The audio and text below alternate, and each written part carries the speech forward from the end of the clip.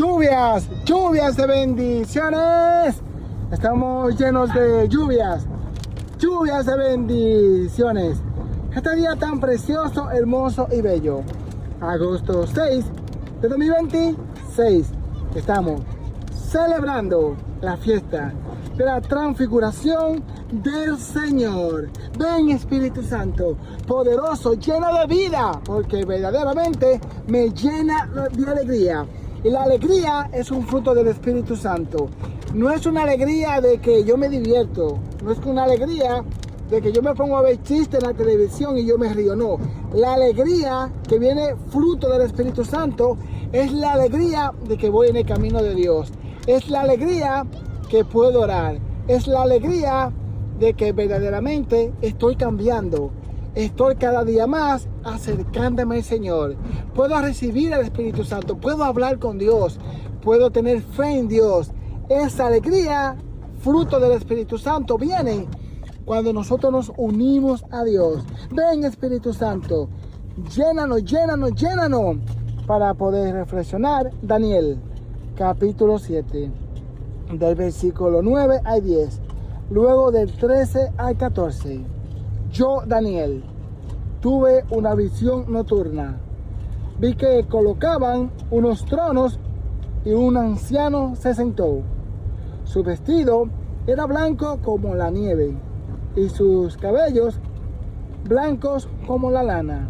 Su trono, llamas de fuego, con ruedas encendidas. Un río de fuego brotaba delante de él. Miles y miles se los servían.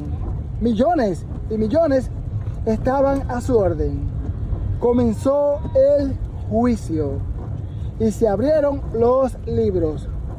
Yo seguí contemplando en mi visión nocturna y vi a alguien semejante a un hijo de hombre que venía entre las nubes del cielo. Avanzó hacia el anciano de muchos siglos y fue introducido a presencia.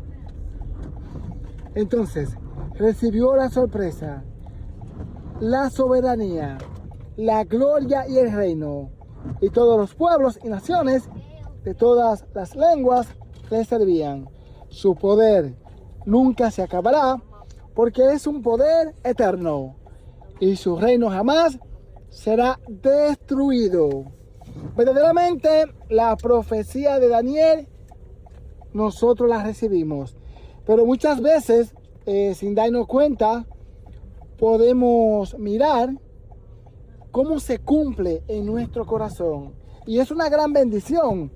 Vemos a Dios, a Padre Dios, como un anciano que está sentado en el trono, donde está con los millares y millares de ángeles que le sirven. Y verdaderamente Él es que da la orden para que comience el juicio. Y el juicio comienza por medio del libro. Por eso nos habla en Apocalipsis que lo que está escrito en el libro son aquellos que van a entrar al reino de los cielos.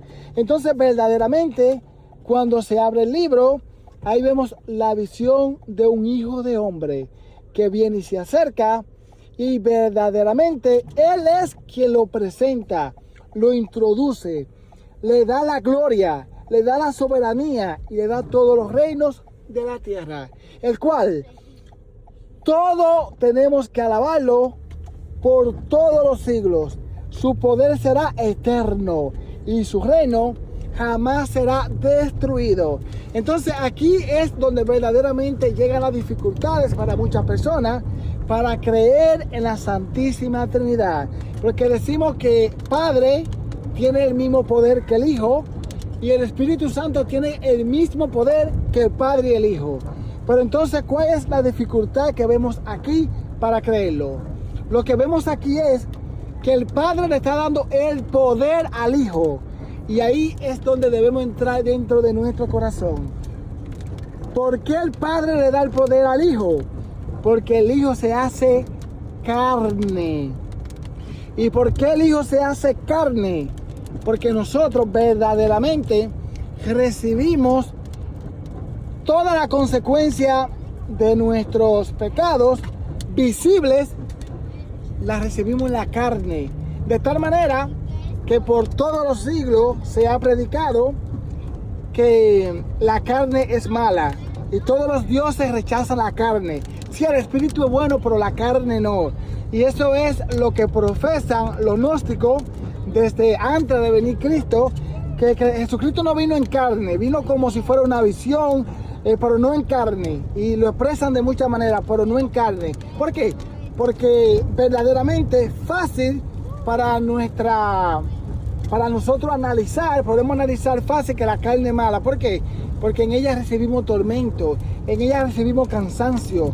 La carne, por la carne es que se nos hace difícil vivir en el espíritu, porque muchas veces este cuerpo se nos hace pesado y mucha gente entonces fácil definen que la carne es mala. Pero el Génesis nos dice que Dios todo lo hizo bueno. Por eso Cristo se encarna, solamente Cristo se encarna, la segunda persona de la Santísima Trinidad, y se hace carne.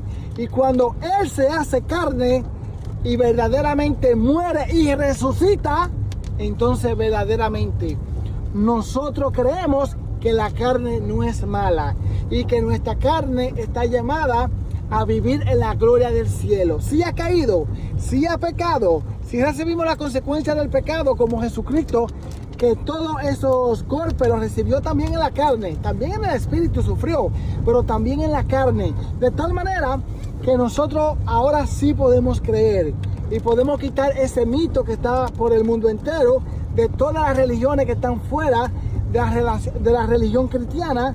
Incluso hay cristianos también que lo creen, pero vamos a decir la Iglesia Católica, que cree esta verdad, que incluso lo dice Juan en una de sus cartas, porque Juan escribió un evangelio, pero también tiene dos cartas, primera de Juan y segunda de Juan.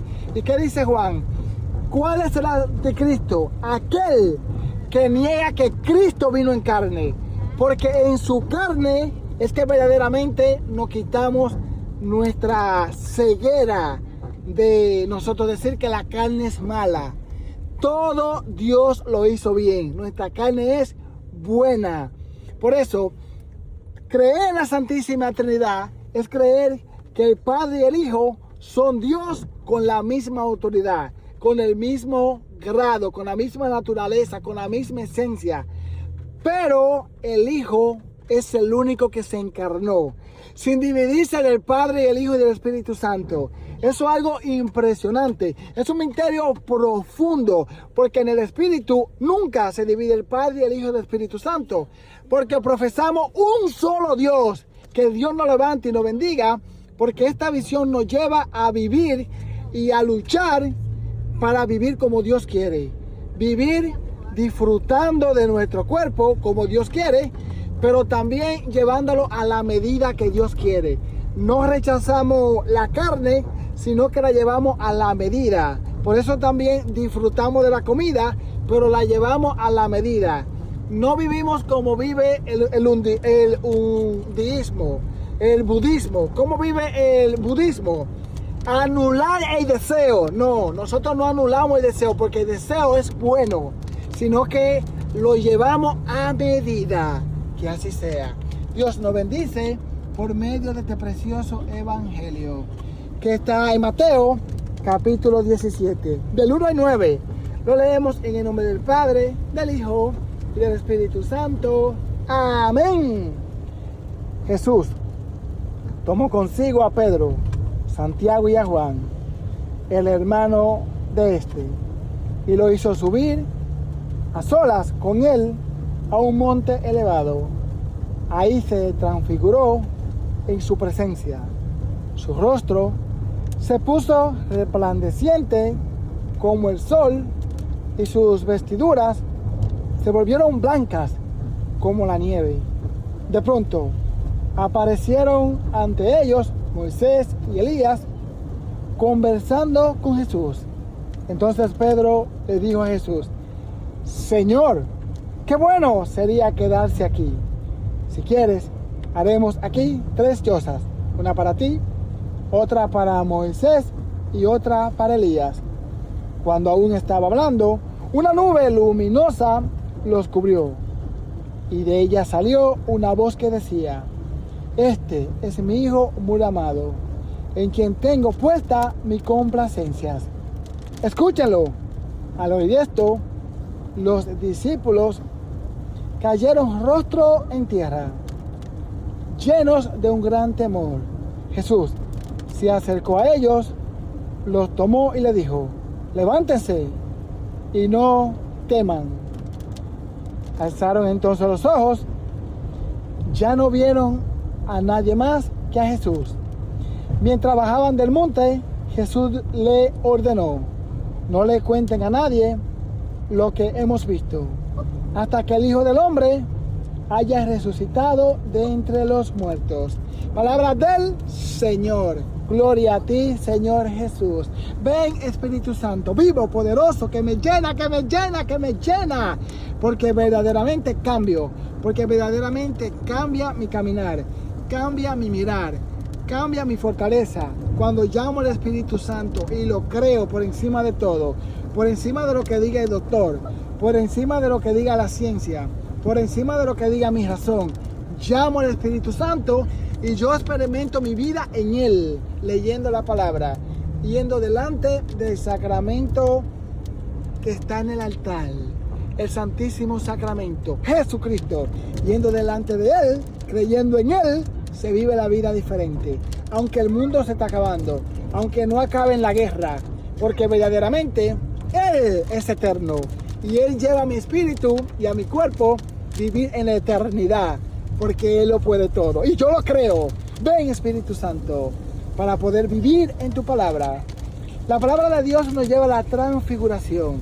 Y nosotros estamos llamados a vivir transfigurados por la gracia de Dios, para no vivir en el pecado.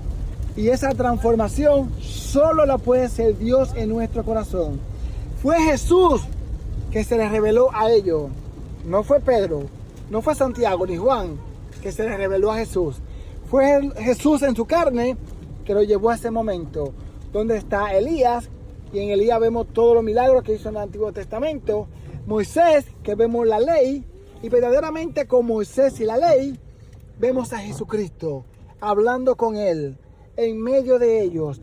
Y ellos verdaderamente dicen: este es el cielo, yo quiero quedarme aquí. Verdaderamente, hermano, luchemos, trabajemos, hagámoslo todo. Vayamos a la iglesia todos los días si se puede. Ayunemos, hagamos todo lo que tiene que hacer para abrir el corazón a Dios, para creer en Cristo.